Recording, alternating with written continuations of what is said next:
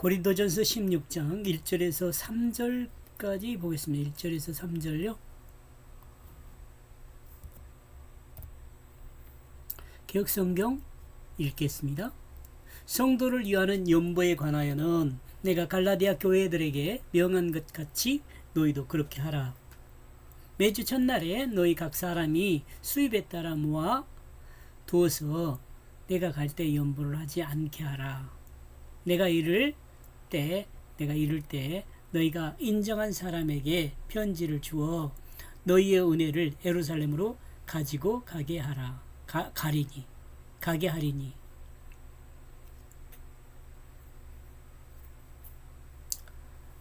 제가 번역한 내용 1절입니다. 그러므로 이 편지에 관하여 이곳의 그 성도들을 위해 내가 명한 것과 같이 그 갈라디아 교회의 그 교회들에게 그러므로 너희도 이와 같이 행하라.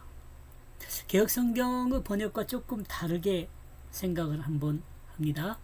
여러분이 개역성경은 쉽게 말하면 돈으로 생각할 수 있는데 저는 여기 부분을 돈이란 개념보다는 편지란 개념으로 정리를 했습니다. 이 시대에는 편지란 개념이 더 맞지 않을까. 여기서 편지라는 것은 뭐냐면은 하나님 말씀이에요. 로기아스란 단어는 지금 연보라는 거예요. 단어는 연보로 역했는데 개역성경에서는 로기아스란 단어는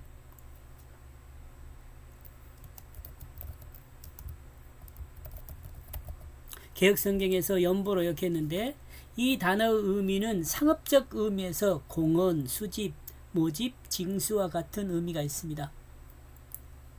그러니까 이 연보란 거로 해석하는 것도 문제가 없죠. 번역하는 것도. 그죠? 그리고 유래는 로고스란 단어에서 옵니다. 로고스. 이 단어가 유래가 로고스. 로고스란 단어는 여러분이 잘 아는 것처럼 생각을 포함하여 말해진 어떤 것, 요걸 로고스라고 그래요. 말. 그래서 생각을 포함한 어떤 것이니까 하나님 말씀 또는 도덕적인 교훈, 법령 등의 의미가 있으며 요한복음에서는 하나님 말씀은 실제로 예수 그리스도를 나타냅니다. 지금 이 연보에 대해서 생각합니다. 저는 편지로 번역을 했습니다. 그리고 로고스란 단어는 그 유래가 레고라는 단어에서 오는데 레고란 단어의 의미는 앞에 놓다, 상징적으로 이야기하다, 주장하다, 충고하다, 명령하다 등과 같은 의미가 있어요. 이렇게 봤을 때 어근들을 이렇게 살피면 이 편지라는 개념이 더 맞다. 말씀이란 개념이 더 맞다. 저는 이렇게 보는 거죠. 이러므로 이와 같은 단어들의 의미를 따라 생각하면 연보라는 의미로 해석하기보다는 말씀이라는 의미로 쓰였을 가능성이 있다고 저는 보는 거죠. 고린도전서 16장 3절에서 편지라는 단어의 언급은 이와 같은 해석을 가능하게 한다는 생각입니다. 이따 3절에서 보게요. 그리고 갈라디아 교회에 명한 것은 편지로 증거되었던 그 말씀의 내용을 말하고 있다고 볼 수 있어요. 물론 갈라디아 교회에도 너희도 그 연보를 모아가지고 예루살렘에 가지고 갈 수 있도록 해라 라고 내가 말을 했는데 너희 고린도 교회도 이렇게 해라 이렇게 말했을 수도 있죠. 그러나 그것보다는 제가 생각할 때는 말씀이란 개념으로 이해하는 것이 낫지 않을까. 이 시대에 나와 여러분 더욱더 그렇지 않을까 이렇게 생각을 해봅니다. 예루살렘 교회를 돕기 위한 헌금을 모금한 것을 부탁함이 아니라 안식일 교회에서 복음을 선포한 그 내용에 대해 말하고 있다고 생각해 볼 수 있어요. 예수 그리스도를 믿음으로 날마다 죽어 자랑할 것이 있는 진실한 사랑으로 섬기는 성공한 그리스도인의 그 삶을 편지가 되게 한 것입니다. 그 삶이 편지가 되게 삶이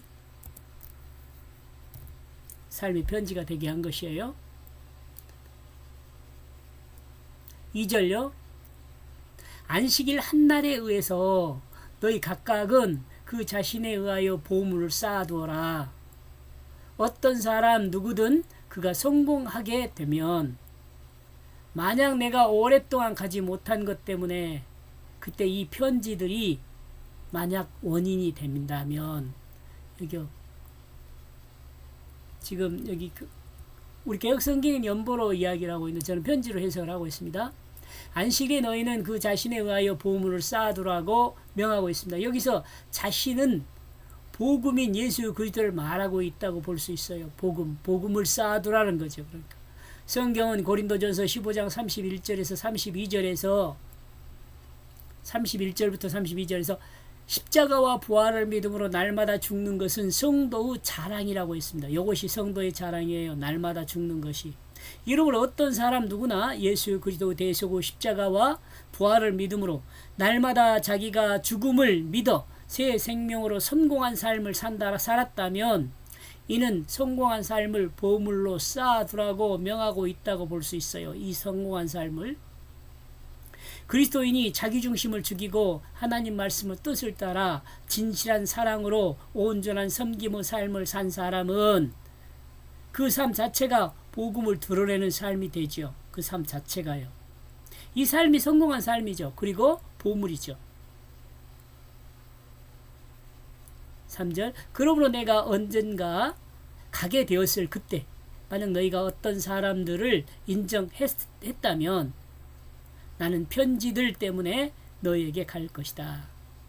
너희의 그 호의를 가지고 예루살렘을 향하여.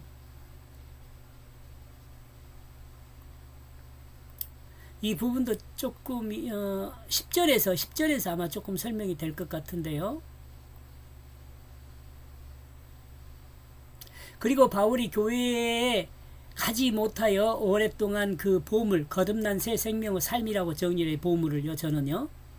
연보가 아니라 보물이 거듭난 새 생명의 삶이라고 해요. 보물들이 쌓이는 원인이 되었다면 언젠가 바울이 교회에 가게 되었을 그때 너희가 인정한 그 어떤 사람은 그 편지가 돼요.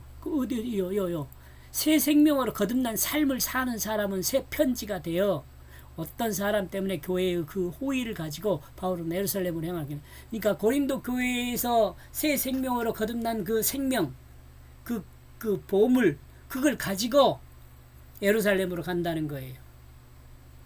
물론 이제 돈으로 생각해 볼 수도 있지만, 이러므로 바울은 복음의 결과, 거듭난 새 생명의 삶이죠. 복음의 결과는 거듭난 새 생명의 삶이에요. 복음의 결과는 가지고 예루살렘에 향하여 가게 될 것이라고 지금 이야기하고 있습니다. 이렇게 해서 1절에서 3절까지의 내용을 보면은요, 무슨 말씀이냐면, 말씀으로 거듭난 새 생명의 삶을 쌓아두라라고 말하고 있는 거죠. 말씀으로 거듭난 새 생명의 삶을 쌓아두라. 여기까지 보겠습니다. 고맙습니다.